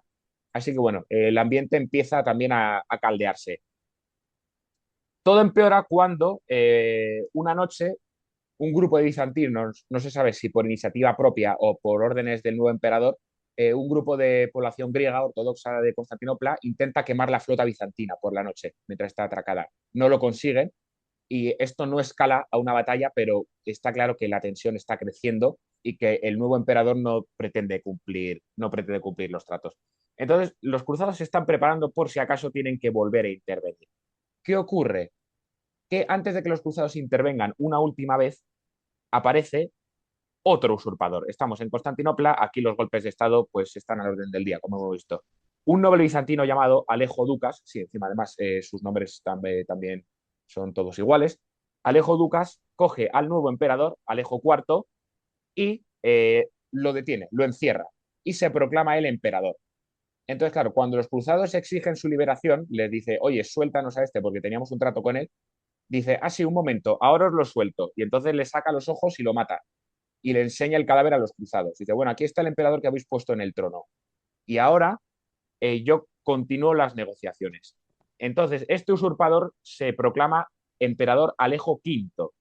Y Alejo V manda una embajada al campamento cruzado y a Enrico Dándolo y les deja muy clara su intención de negociar. Les dice que literalmente en los textos y en las crónicas dice, marchaos de mis tierras u os mataré a todos. Entonces, bueno, los cruzados ante este despliegue de diplomacia, pues se preparan los barcos y preparan las máquinas de asedio porque van a atacar Constantinopla una segunda vez. Porque hay otro usurpador en el trono y además, independientemente de que quien esté en el trono, nadie les ha pagado todo lo que les había prometido. Así que ahora sí que viene el saqueo de Constantinopla. El saqueo de Constantinopla. Los Ahora sí cruzados es. atacan la ciudad y Perdón, es que se te ha ahora, cortado. ahora sí va a ser. Pues sí, por eso, que es que se te había cortado un momento, ¿vale? Decir a los oyentes que no, que por fuerza mayor no nos hemos podido reunir en directo, así que estamos grabando y ya a Gonzalo se le ha cortado justamente cuando ha dicho ahora empezamos el saqueo de Constantinopla. Así que Momento vamos a álgido. con ese, justamente, con ese saqueo de Constantinopla. No sé si es, a lo mejor es que tenemos a alguien que no está interesado de hablar de este saqueo y por eso nos han cortado. Esperemos que no sea así y que Gonzalo pueda hablar fluidamente. Perdón, Gonzalo, sigamos con... Bueno, empecemos el saqueo de Constantinopla. Sí, Adelante. pues bueno, sencillamente los cruzados y los venecianos atacan la ciudad otra vez. Ya vimos que la toman una vez para poner a Alejo IV en el trono y ahora la atacan otra vez para, más que nada, ya han decidido que les da igual la política interna bizantina, que se saquen los ojos entre ellos, que se den golpes de Estado. Ellos que quieren es que alguien les pague todo lo que se han prometido, ¿vale? Que se han ido hasta ahí muy lejos, se han desviado, han atacado una ciudad y la mitad de ellos están excomulgados, por lo menos, ¿no? Que alguien cumpla el trato que les habían prometido. Así que atacan la ciudad una segunda vez. El ataque por tierra se estanca y el ataque por mar también. ¿Por qué? Porque el viento empieza a fluir en dirección contraria hacia donde las naves venecianas atacan las ciudades y no pueden poner rampas en las murallas marítimas porque el viento lo tienen en contra. Con lo cual, los defensores bizantinos les empiezan a hacer calvos desde la muralla. Se bajan los pantalones y les hace una serie de calvos. ¿Qué ocurre? Que justo cuando están en su jornada de calvos, debieron notar ahí atrás que el viento justo cambia de dirección y empieza a notar que el viento que les da la brisa ahí. Y entonces, sí, en mitad de la jornada de calvos, el viento cambia de dirección y la flota veneciana cae como un rayo sobre las murallas de Constantinopla. Y bueno, los primeros venecianos que ponen las murallas son descuartizados por las hachas de la Guardia Varega, pero enseguida las murallas caen y cuando caen las murallas la ciudad está totalmente indefensa y es cuando empieza el famoso saqueo de Constantinopla. Este saqueo es famoso más que por lo destructivo que fue, por la cantidad de cosas que se llevaron, ¿vale? Entonces, el nombre está bien puesto. Más que una destrucción o una, ¿vale? O una bacanal de violencia, es un saqueo en toda regla, ¿vale? Los cruzados llegan y empiezan a llevarse cosas. ¿Pero por qué?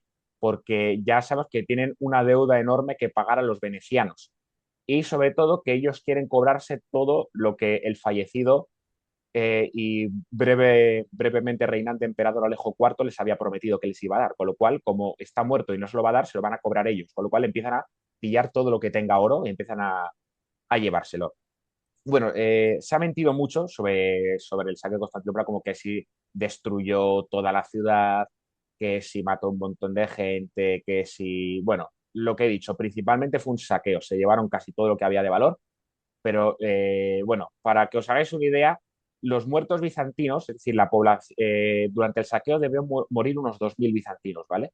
Son 2.000 almas, ¿vale? Es una cifra que no está nada mal, pero hablamos que la matanza de los latinos 30 años antes habían sido 30.000 personas, ¿vale? Con lo cual de 30.000 a 2.000 personas no son unas cifras tan grandes, ¿vale? Los cruzados no mataron a tanta gente, que dice que mataron un montón de gente, no mataron a tanta gente. Y de hecho, hay un historiador bizantino que el propio se llama Nicetas Coniata, ¿vale? Estaba allí, era testigo y él, bueno, él cuenta cómo están intentando escapar de la ciudad y ve cómo un caballero cruzado se lleva a una mujer y se la lleva a una casa para violarla. Y los propios bizantinos, la propia población de la ciudad, avisa a los líderes cruzados de que esto va a ocurrir. Y en un breve periodo de tiempo aparecen 5 caballeros más, entran en la casa y obligan a este caballero a liberar a la mujer y dice que si no la libera que lo decapitan ahí mismo. Y también cuenta como varios cruzados que se estaban quedando oro para sí mismos, en vez de ponerlo para la causa común, para lo que había que pagar a Venecia y lo que tenían que pagarse ellos mismos, los que empiezan a saquear para sí mismos, los líderes de la cruzada mandan a ahorcarlos a varios, con lo cual no fue un desmadre, ¿no? Era un saqueo para cubrir las cuentas y bueno, naturalmente, pues ahí está esta cantidad de muertos. Es una ciudad que ha caído, las ciudades que, según las leyes de la guerra en el mundo antiguo y en el mundo medieval, y prácticamente toda la vida, una ciudad que se resiste puede ser saqueada, mientras que una ciudad que se rinde se respeta, una ciudad que se resiste puedes hacer lo que quieras con ella, pues este saqueo se produce. Lo que digo, ha pasado a la historia por la cantidad de cosas que se llevaron. Entre ellos, pues todos sabemos los famosos caballos que están en la catedral que están ahí en San Marcos, en Venecia. Esos caballos estaban en el hipódromo de Constantinopla. Y bueno, entre esas cosas se llevan muchísimo más. Hay varios inventarios de todas las cosas que se llevaron los cruzados. La mayoría de las cosas acabaron siendo para Venecia. Pero bueno, quizás sobre las consecuencias materiales del saqueo, lo que se llevaron o no se llevaron, Juan nos podía contar algo más. Yo menciono estos caballos, pero bueno, se llevaron piezas de arte, manuscritos de filosofía, un montón de cosas, ¿vale? Es un saqueo enorme, esto por supuesto. Pero bueno, la consecuencia más importante es que ahora que no hay emperador en Constantinopla, se va a poner a un emperador, pero no un emperador bizantino, sino un emperador cruzado, un emperador católico, y aquí es cuando se crea el Imperio Latino de Constantinopla. Es decir, en Constantinopla va a haber un emperador católico. ¿A quién eligen? A uno de los líderes de la Primera Cruzada, que es Balduino de Flandes. Bueno, pues así es como terminó la cuarta cruzada. Constantinopla saqueada, muy maltrecha después de varios golpes de Estado, guerras civiles y dos asedios en un espacio de tiempo muy breve, y la creación de un Estado cruzado, que es el Imperio Latino de Constantinopla, que duraría no demasiado y no saldría demasiado bien por varias dificultades. Y esta es la trágica historia de la Cuarta Cruzada, bueno, los hechos son los que hemos narrado.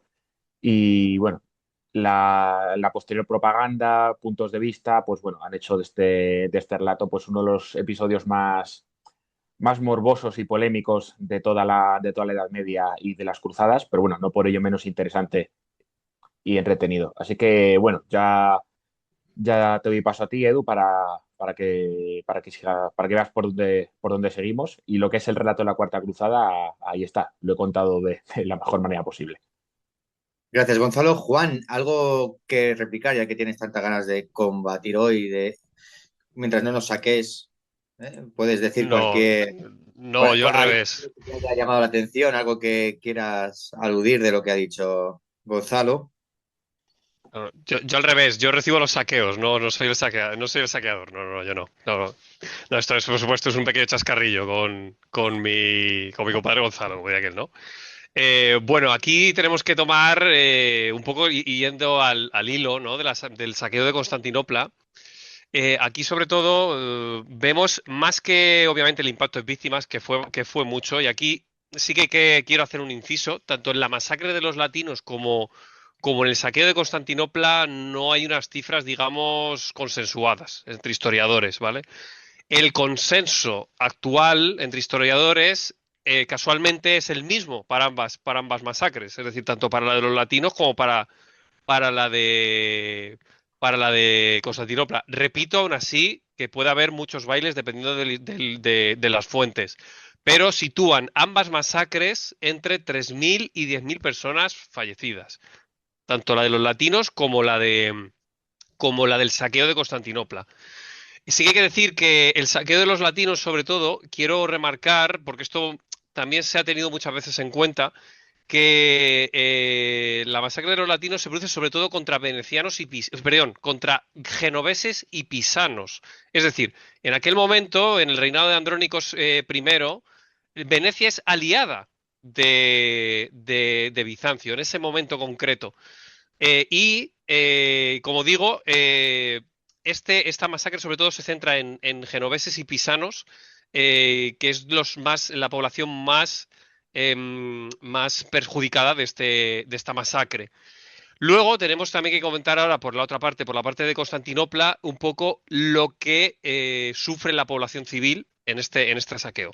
Que es verdad, oye, aquí hay que decirlo, que siempre ha sido doctrina, ¿no? De la doctrina del Vae Victis, ¿no? Desde la época de Breno, cuando saqueó Roma, es decir, que cuando una ciudad era tomada al asalto, se daba una serie de días, dependiendo de la época y dependiendo de los ejércitos, pues eran más o eran menos, pero era, digamos, derecho de conquista, ¿no? Era derecho de saqueo de aquellos que habían tomado con su sangre la ciudad.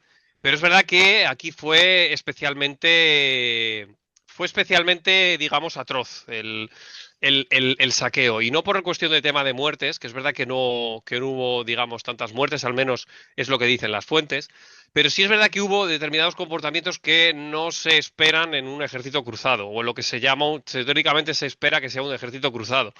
Como por ejemplo, pues aparte de la masacre de civiles, sobre todo la población civil sufrió mucha violencia gratuita, es decir, se registran sobre todo violaciones masivas, incluso dentro de las propias iglesias, lo cual todavía da un poco este cariz de ilegítimo, ¿no? Digamos, a este saqueo o esta toma de Constantinopla. Sobre todo, también muy importante, muchos historiadores coinciden en que del saqueo o de la quema de la Biblioteca de Alejandría, este saqueo de Constantinopla supone el segundo, o incluso lo ponen muchos autores a la par, de pérdida de escritos de la antigüedad que se producen en este saqueo. ¿Vale? Muchos de, como digo, se violaban, incluso se violaban monjas, incluso fue saqueada la propia Basílica de Constantinopla, que si no lo he comentado, la Agia Santa Sofía, como sabéis todos, el emblema de Constantinopla. Fue desmantelado el altar mayor completamente. Se usaron los candelabros y los vasos sagrados como botín. Reliquias veneradas por toda la cristiandad, no solo en el lado oriental, sino en el lado occidental, fueron robadas y vendidas por allende todos los mercados de Europa. Y sobre todo, como digo, para mí el principal punto de este saqueo es la destrucción cultural e intelectual. Es decir, toda la documentación que hemos perdido tras este saqueo, sobre todo, ya como digo, obras de la antigüedad clásica y de la teología oriental que desaparecieron para siempre. Es decir, fueron cuestiones que hemos perdido para siempre para los anales de la historia. Luego también es importante, que esto tampoco se suele nombrar, porque en un saqueo nos solemos o nos solemos pensar en el saqueo material y obviamente en las muertes y violaciones, pero también hubo otra cuestión también que fueron la esclavitud. Es decir, hubo a miles de habitantes de Constantinopla que fueron vendidos como esclavos, es decir, familias enteras que fueron separadas y dispersadas, y algunos de ellos incluso fueron llevados a Italia y otros, bueno, pues como era en la época, a islas del Egeo o al Levante. Y luego, sobre todo, esto también es importante decirlo, que sobre todo es el shock que produce este saqueo, es que la población no se recupera hasta el siglo XIV, no vuelve a recuperar otra vez el mismo nivel, ¿no? Demográfico que tenía en ese momento la ciudad. Y ya no solo simplemente por, como decimos, por saqueos, o sea, las personas llevadas, hechas esclavas, sino ya las propias migraciones, es decir, la población sale en desbandada de Constantinopla. Muchos se refugian en Tracia, donde estaba como ha nombrado Gonzalo, el emperador depuesto, el que sale con todo el oro. Devuélvanos el oro. Salen hacia Tracia, se dispersan prácticamente por todo el imperio bizantino, y muchos de ellos se quedan en el remanente, digamos, cuando ya se produce el imperio latino, ¿no? Cuando ya se funda el imperio latino, que es el imperio de Nicea, ¿no? Que es un poco el que intenta hacer la contraparte a este imperio latino y recuperar las tierras que fueron en su momento bizantinas. Y esto, ya digo, son las consecuencias de un saqueo que para mí, bueno, luego lo vetaremos y luego diré mi opinión, pero sí es verdad que son cuestiones que debemos entender que no solo se limitan al ámbito material o humano, ¿no? Y luego simplemente quería hacer un pequeño apunte, que esto lo hemos hablado antes cuando ha comentado Gonzalo por el tema de la ineficacia militar de Bizancio, y sobre todo, probablemente lo que todavía acució más su doctrina de ser diplomáticos antes que militares, es que recordemos que básicamente Bizancio, apenas un siglo antes, tiene un holocausto en forma de batalla de Manzikert, en el que pierde prácticamente casi todo el ejército. Es decir, se presentaron más o menos, según las fuentes, unas 40.000 almas a luchar contra los turcos, y entre deserciones, muertos y prisioneros, prácticamente pierde el 80 o el 70% del ejército en esa batalla. Esto es una lección para Bizancio, y es un punto de no retorno, y por eso, digamos, ese perfil bajo desde esa batalla, que nunca consiguió recuperar Bizancio esa gloria militar. Desde esa batalla ya la doctrina, como digo, es la diplomacia, porque Bizancio militarmente es muy débil, es muy débil. Y bueno, es un poco el resumen y un poco para hacer la réplica, Gonzalo, de estas cuestiones que hemos visto de este saqueo de Constantinopla, que especialmente se cebó con la población civil y los bienes materiales. Gonzalo, ¿algo así que añadir? ¿Que quieras responder a Eh, Juan? Bueno, así, de manera rápida, sí, la ineficacia militar bizantina que has dicho, bueno, Manzikert es su gran ejemplo, pero igualmente habían perdido todo el sur de Italia a manos de los normandos invadieron Grecia y tampoco pudieron pararles, perdieron Anatolia y Oriente Medio de manera bastante... Es decir, pero luego había otro motivo que no solo la ineficacia militar, había otro motivo por el que Bizancio no podía ir a la guerra. Era porque si un emperador encabezaba el ejército, y se iba de la ciudad, enseguida un usurpador le iba a quitar el trono, porque ya hemos visto la estabilidad política que hay en Constantinopla. Entonces, si el emperador se ponía a la cabeza del ejército, cuando volvía se encontraba que un emperador ya había un tío en su trono. Y luego, si mandaba un general y ese general ganaba una victoria, ese general se iba a proclamar emperador y iba a volver a quitarle el trono. Con lo cual, lo único que podían hacer era no ir ellos a la guerra, porque ir a la guerra lo único que significaba era que ibas a perder el trono, tanto si te quedas en la ciudad como si te vas de ella. Entonces, bueno, así era la vida de un emperador bizantino. Si te levantas del trono te lo quitan, si te quedas en el trono te lo quitan también. Entonces, eso los tenía bastante paralizados en la corte y siempre, pues, bueno, no podían confiar en prácticamente nadie, ¿no? Era una corte con un ambiente horrible. En cualquier momento podías ser cegado, te podía matar una turba, era un ambiente espantoso, ¿vale? La mayoría de las monarquías occidentales ya habían conseguido muchísima más estabilidad para este periodo y Bizancio, si bien en los primeros 5 siglos de la Edad Media estaba muy avanzado respecto a Occidente, en esta época Bizancio ya se estaba quedando muy atrasado.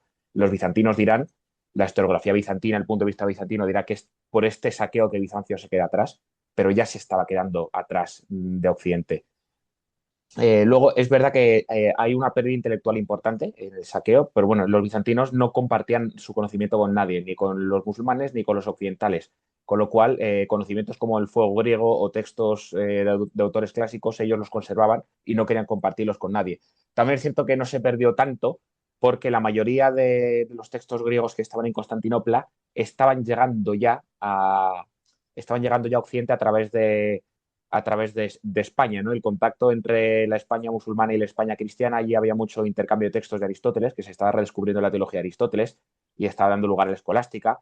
Pues gracias a eso, pues se estaban redescubriendo muchos textos griegos que los bizantinos tenían, no habían querido compartir, y gracias al contacto con el mundo árabe se recuperaron esos textos. Bueno, no vamos a entrar mucho más en el tema de la violencia. Juan dice que, bueno, que fue un saqueo especialmente violento. Yo no coincido, la verdad, que en todo lo que he leído sobre saqueos medievales, tal, eso esto no me parece especialmente violento, sobre todo teniendo pruebas de que las autoridades pusieron orden y castigaron a los que perpetraron violaciones y actos muy salvajes. Naturalmente, no es lo que se hace cuando tú saqueas violentamente una ciudad, no castigas a los que han perpetrado actos horribles, como se hicieron los líderes cruzados cuando terminó el saqueo. Pero bueno, la violencia de los cruzados es un tema muy morboso, sobre el que se habla mucho, está muy legendarizado. Dicen que la primera cruzada hubo caníbales, que no es cierto. También dicen que los cristianos, cuando tomaron Jerusalén, mataron a la población cristiana, cuando es imposible, porque los musulmanes expulsaron a los cristianos de Jerusalén antes del asedio. Es imposible que mataran a los cristianos, porque ya no había cristianos en Jerusalén. Es decir, hay muchas leyendas que se hacen sobre la violencia de los cruzados que nos han perseguido hasta nuestros días y bueno, que algún día nos libraremos de ellas. Es decir, los cruzados no es que fueran un ejército de almas puras, pero no eran más salvajes que los ejércitos que los han precedido. Y desde luego yo creo bueno, que sí que sería un ejército de almas puras si los comparamos con pues, la Gran Armée de Napoleón, por ejemplo, sin ir más lejos. Los ejércitos de la Francia revolucionaria, el Ejército Rojo o grandes ejércitos de los siglos posteriores, ¿no? Pero bueno, el tema principalmente es que, bueno, los bizantinos siempre han echado la culpa a esto y desde entonces en Bizancio ya no hubo duda de que era preferible el musulmán que el occidental. Y por eso ya cualquier opción de unidad voluntaria de las dos iglesias estaba rota. Los occidentales y los orientales, es decir, los cristianos católicos y los cristianos ortodoxos, no querían unirse de buena gana. En ninguno de los dos tenía intención. Se consideraban traidores, se consideraban herejes y muchas veces preferían a los musulmanes. Es decir, había una rivalidad enorme, una enemistad tremenda. La historiografía bizantina ha sido muy hábil y muy astuta y lo ha retorcido todo como para hacer ver que todo estaba bien hasta que ocurrió esto. Pero no es verdad que todo estaba bien, ¿no? Ya vemos que las relaciones entre cruzados y bizantinos Bueno, entre los católicos y los ortodoxos de Constantinopla fueron complicadas desde el principio, pero desde el siglo V después de Cristo ya eran complicadas, así que no estaba todo bien. Luego otros decían que Bizancio era un estado que iba perfecto, que el Imperio Bizantino estaba genial hasta que los cruzados lo cargaron. Hemos visto que no estaba genial, estaba en estado de guerras civiles, golpes de estado permanente. De hecho, cuando los cruzados entran en Bizancio, gran parte de las ruinas ya se les encuentran ellos de todos los disturbios y peleas y golpes de estado que ha habido en esa ciudad. Es decir, que los bizantinos lo han retorcido muy bien todo y bueno, es una historiografía que nos han hecho tragar durante mucho tiempo y por eso es la que más puedes encontrar dominante por internet, por los libros. Que bueno, fue la culpa de los cruzados que el Imperio Bizantino no levantara cabeza hasta que desapareció. Pero la verdad es que esto se lo hizo el Imperio Bizantino a sí mismo, básicamente. Es decir, la inestabilidad política, la desconfianza, una corte horrible y pues naturalmente metieron a los cruzados en sus guerras y pagaron las consecuencias. Pero ya hemos visto que es una guerra civil que estaban teniendo ellos mismos y que ellos metieron a los cruzados y pagaron las consecuencias. Entonces, bueno, le han querido cargar el muerto siempre a los occidentales, siempre los cruzados tienen la culpa de todo, pero los bizantinos se estaban destrozando a sí mismos desde hace mucho tiempo con guerras civiles e inestabilidad política. Entonces, si no hubiera sido la Cuarta Cruzada, habría sido otra cosa. Es milagroso que el Imperio Bizantino se recuperara, que el Imperio de Nicea consiguiera recuperar Constantinopla, es decir, bueno, la existencia del Imperio Bizantino hasta 1453 es un milagro en sí misma, la verdad, pero, pero desde luego sus días de gloria estaban ya muy atrás antes de que llegaran los cruzados. Así que todo esto de que es culpa de la Cuarta Cruzada que Bizancio no levantara cabeza, naturalmente, es verdad que nunca se recuperó del todo el saqueo, eso es verdad, y hay que decirlo, ¿no? Nos debemos a la verdad, pero lo que digo, si alguien ve el contexto de la política bizantina antes de la Cuarta Cruzada, eran los bizantinos los que están destrozando su imperio poco a poco, a sí mismos. Igual que el imperio romano de Occidente cayó por culpa de los propios romanos, que las propias guerras civiles y las conjuras fueron el principal catalizador, pues a nadie se puede culpar más de la decadencia de Bizancio que a los propios bizantinos. Ellos lo han hecho muy bien, repartiendo la culpa entre turcos y cruzados, pero el responsable principal son ellos. Sí que Pues es. todo esto, una breve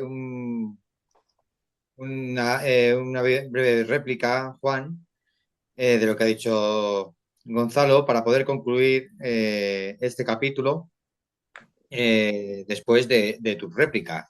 Así que, Juan, si pudieras ser breve. Sí, sí, que si iba de precedente, voy a darle la razón a Gonzalo en que es verdad que se ha usado esto como catalizador para achacarle todos los males, ¿no? de la decadencia de Bizancio.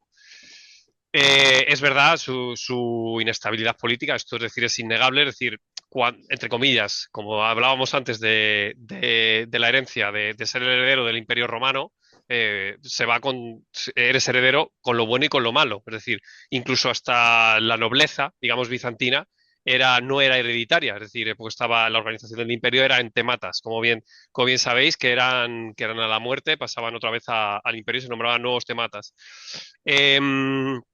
Y luego comentar, nada, ya por terminar, es que incluso tenemos testimonios del tema del saqueo, de saqueos de cadáveres. Es decir, es que por eso digo que hay que tener en cuenta que el problema de la Cuarta Cruzada es que para mí incluso no debería ser considerado una cruzada porque incluso teniendo Constantinopla tomada y con todo ya, es decir, ya teniendo todos los cruzados, todo el dinero que necesitasen para poder llevar a cabo la cruzada no continuó. La cruzada se siguió quedando en Constantinopla. Entonces esto ya quiere dar una ración de que no era, por lo menos por Venecia no era en ningún momento su intención era ir a Tierra Santa a reconquistar Jerusalén, desembarcando en Egipto.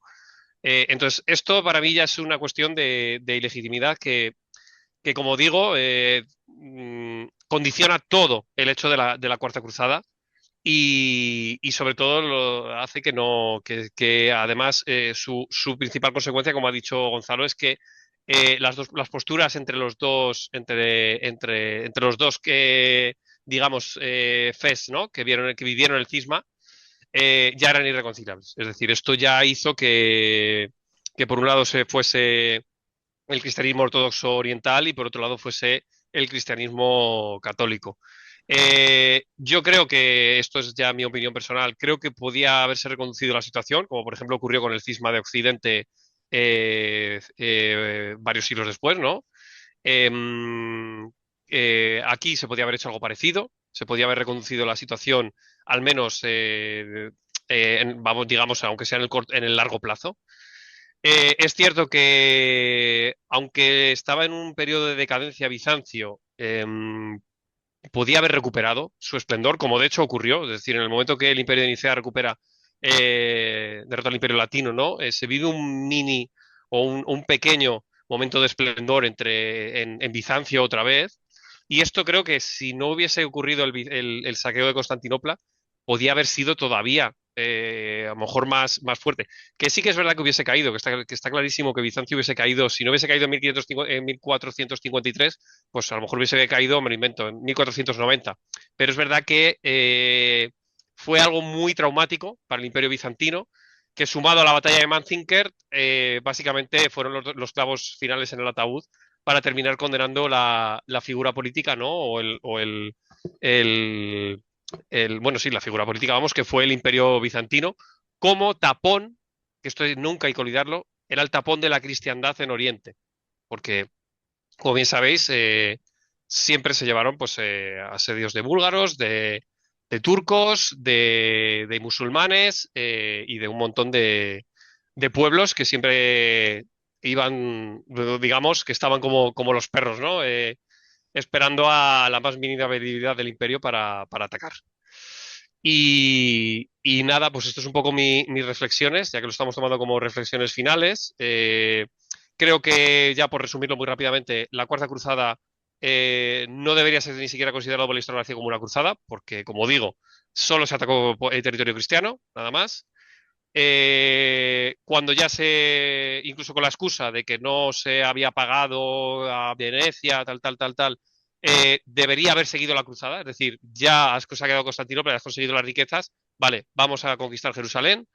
Eh, entonces, ese para mí son los dos principales puntos por lo que la Cuarta Cruzada es ilegítima y Venecia no actuó como un reino cristiano, sino como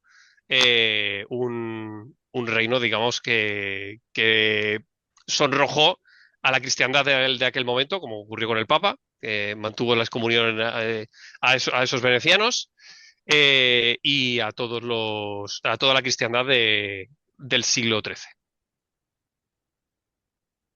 Pues la última pregunta que os quería lanzar es, ¿qué consecuencias espirituales y políticas tuvo posterior? Se acaba este saqueo, ya lo habéis dicho, bueno, pues esa referencia al Imperio Latino, el Imperio de Nicea, vamos, que Bizancio se disgrega, pero en las relaciones entre Oriente y Occidente, la cristiandad, sobre todo también en el plano occidental en ese momento, ¿qué consecuencias hubo? Entre los reinos también cristianos de Occidente, eh, hubo algún tipo de, no sé, de queja o de alegría por haber pasado esto? Después hubo algún tipo de relación más estrecho, más lejana entre Occidente y Oriente en el momento que ya ha terminado esta incursión. ¿Qué pasa inmediatamente después? ¿Cuáles fueron las consecuencias inmediatamente después? Bueno, el mundo católico recibe la noticia con una mezcla de consternación y alegría. Porque la reacción del Papa inmediata es excomulgar a todos, ¿vale? Los que han participado en el saqueo, con lo cual nos indica que no hay una sensación de alegría. Pero inmediatamente después se crea los cruzados. El motivo por el que no continúa Tierra Santa, que decía Juan, es porque consiguen sacar algo positivo de aquí. Lo que pasa es que eso positivo no duró nada, pero fue el Imperio Latino. Que el Imperio Latino, bien llevado, podría haber justificado la cruzada, porque habrían dicho, hemos puesto un emperador católico en Constantinopla, hemos unido los dos imperios, hemos unido el imperio bizantino, ahora es católico, y los reinos occidentales están todos unidos bajo la fe de Roma. Y por eso el Papa Inocencio III, en el fondo, aunque quedó decepcionado, porque claro, el objetivo era Tierra Santa, vio que se podía sacar algo positivo, con lo cual La reacción fue consternación por saque Constantinopla, pero había entusiasmo en cuanto al Imperio Latino. Se pensaba que era un experimento que podía salir bien, volver a tener un emperador católico en Constantinopla. Y además que del Imperio Latino también se crearon varios estados católicos occidentales en Grecia, varios estados cruzados dependientes del Imperio Latino de Constantinopla. Pero bueno, no salió bien. El Imperio Latino fue un estado feudal bastante desastroso, ¿vale? Al contrario que el Reino de Jerusalén, la verdad funcionó bastante peor. Es verdad que tenían muy pocos recursos y esto es una situación muy delicada y también como le pasa a los cruzados de Tierra Santa, tenían muy pocos recursos humanos, tenían muy poca gente y muchos enemigos. Tenía que defenderse de los bizantinos que querían recuperar su imperio, de los búlgaros, con lo cual, bueno, el imperio latino no duró nada, pero fue un rayo de esperanza. La gente pensó que esa cruzada que había terminado de manera trágica se podía sacar algo positivo de ahí. Y ese algo era la unificación de la cristiandad porque se había montado un imperio católico en Constantinopla y que por fin el mundo cristiano estaría unido ahora todos católicos. Pero bueno, esas esperanzas se esfumaron con el imperio latino porque el imperio latino no salió bien. Pero estaba esa esperanza. Entonces, los resultados son claramente, bueno, son claramente negativos. No se alcanzó Tierra Santa, se saqueó una ciudad cristiana y se creó un estado cristiano occidental que no duró. Así que bueno, lo que digo, las relaciones entre Oriente y Occidente eh, ya estaban bastante mal en ese momento, siempre estuvieron mal desde hace mucho tiempo, pero bueno, en ese momento quizás ya fue un punto de no retorno.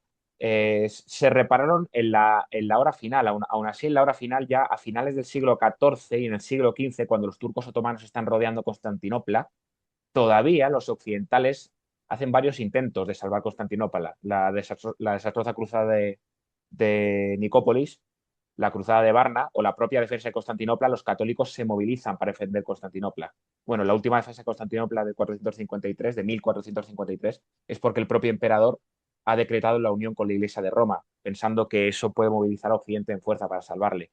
Entonces, bueno, esa es la última colaboración, se da a la desesperada para protegerse de los turcos otomanos, que no funciona, pero es lo último que consigue unir de una manera más o menos clara a griegos y a latinos, y no muy exitosamente, ¿vale? Ya para el siglo XV la mayoría de los ortodoxos quería rendirse a los turcos, pensaba que rendirse a los turcos era mejor que estar bajo la autoridad del Papa. De hecho, bueno, el lema bizantino del siglo XV era antes el turbante otomano que la mitra latina, ¿vale? Era la mentalidad que tenían. Así que era una relación rota, ¿vale? Completamente rota. Pero lo que digo, la historiografía bizantina y todos los que la han favorecido, pues han hecho mucho para retorcer esta historia, ¿no? Pues claramente, sin ir más lejos, tuvieron varios actos en los que, bueno, el Papa Juan Pablo I o, obispos católicos en Grecia pidieron perdón al patriarca de Constantinopla por los actos de la Cuarta Cruzada. Ha habido varias disculpas, ¿no? En cambio, no recuerdo, quizás estoy equivocado, pero he buscado por ahí, nunca he visto una disculpa oficial por la matanza de los latinos, ¿no? No del patriarcado de Moscú ni del patriarcado de Constantinopla, nunca he visto una disculpa oficial de la Iglesia Ortodoxa por nada por el estilo, con lo cual nos indica cómo en esta historia, que es una historia trágica, un relato se ha puesto por encima de otro y lo ha manipulado, que es lo que yo venía a defender aquí, sin contar, claro, sin pasar por alto, que sí, que podemos considerar que la Cuarta Cruzada fue una tragedia. Podría haber tenido una conclusión positiva si el Imperio Latino habría salido bien, pero como no salió bien, al final fue algo lo que no salió ganando absolutamente nadie. Bueno, Venecia. Eso sí, Venecia siempre gana. Son los Lannister de la Edad Media. Juan, Absolutamente. concluimos, Bueno, y Juan. también recordad que Venecia tenía que salvarse de la ruina, ¿eh? Sí, Venecia, o sea, Enrico Dándolo, no por justificar, pero Enrico Dándolo sabía que Venecia tenía que salvarse de la bancarrota porque si no recuperaba el dinero que se había gastado en esa flota, Venecia iba a caer en bancarrota y bueno, es decir, Bueno, todo por decirlo, sin, por supuesto pasar por alto el papel veneciano en la Cuarta Cruzada es como poco, muy poco noble, ¿vale? sí. Bueno, también hay que contar eso, que Venecia, como sabéis, estaba en una guerra fratricida o en una competencia fratricida con Génova y Pisa en Sí, aquel sobre todo momento. con Entonces, Génova, su rival histórico correcto, con por Génova, como bien sabéis, era, pues eso, es como el Barça y el Madrid, ¿no? De la Edad Media, Venecia y Génova.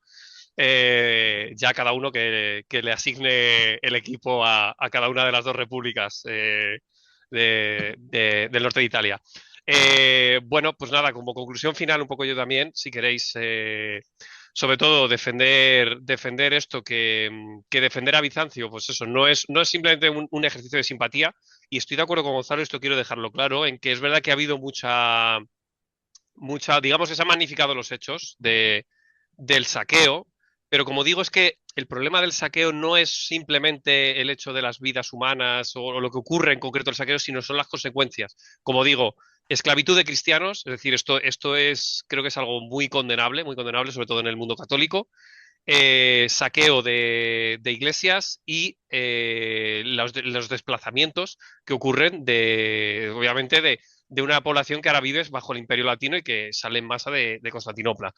Sobre todo es eso, no es un ejercicio de simpatía, sino creo que es un ejercicio de justicia histórica, sobre todo porque, como digo, se ataca a un aliado cristiano, toda la cruzada se desarrolla atacando a un aliado cristiano, siempre, es decir, nunca se lucha contra el musulmán. Y sobre todo decir aquí que el Imperio Bizantino no fue el agresor, aquí siempre es la víctima de todo. Que estamos de acuerdo en que teníamos una inestabilidad política espectacular en el imperio, pero también hay que contar que, como os digo, al emperador que se restituye en el trono es familiar de Felipe de Suabia, que es el sacro emperador romano, es decir, incluso tienes que tener cierto escepticismo, es decir, vale, se restituye a este emperador, pero claro, por cuestiones políticas, es decir, porque hay intereses detrás de que este emperador sea el que reine en Bizancio. Luego, como ya vemos, se produce incluso en el propio Imperio Latino se produce una fragmentación, porque como sabéis, un tercio del Imperio Latino se lo queda a Venecia, otro tercio es el reino de Tesalónica, y otro tercio es el propio Imperio Latino, ¿no? Como diría aquel, que luego sí que es verdad que se unifican. Pero sí es verdad que se genera una entidad política muy, muy inestable, que cae por su propio peso, porque no tenía, en este caso, digamos, el beneplácito de la población griega, y que aparte hay luchas entre, como simplemente con que veáis la consecución de emperadores que hay en el Imperio Latino en muy poco tiempo. Obviamente también es un imperio que está amenazado por los 4 puntos cardinales, como decir, búlgaros, despotado de Épiro, el imperio de Nicea, pues eso, por todos los lados siempre se le ataca, y por eso es una entidad política que prácticamente en menos de 50 años directamente implosiona sobre sí misma. Entonces creo que es una cuestión que no es, como digo, simpatía, sino simplemente justicia histórica de defender aquí, en este caso, el Imperio Bizantino sobre los integrantes de la Cuarta Cruzada. Pues muchas gracias a los dos. Concluimos diciendo pues que la Cuarta Cruzada no fue cruzada al final, que más que un error militar fue más bien una tragedia humana y espiritual, una incursión que, para proteger la cruz frente al enemigo de la cruz, termina siendo una justificación para derribar iglesias bajo el mismo signo de la cruz. Quizá desde entonces ha sido más difícil levantar cruces en Europa, más bien sombras se han levantado, y todavía tantas sombras que siguen amenazando Europa, tanto humana como espiritualmente. Esto ha sido En Guardia, la fe del vigilante. Muchas gracias a todos. Hasta la próxima.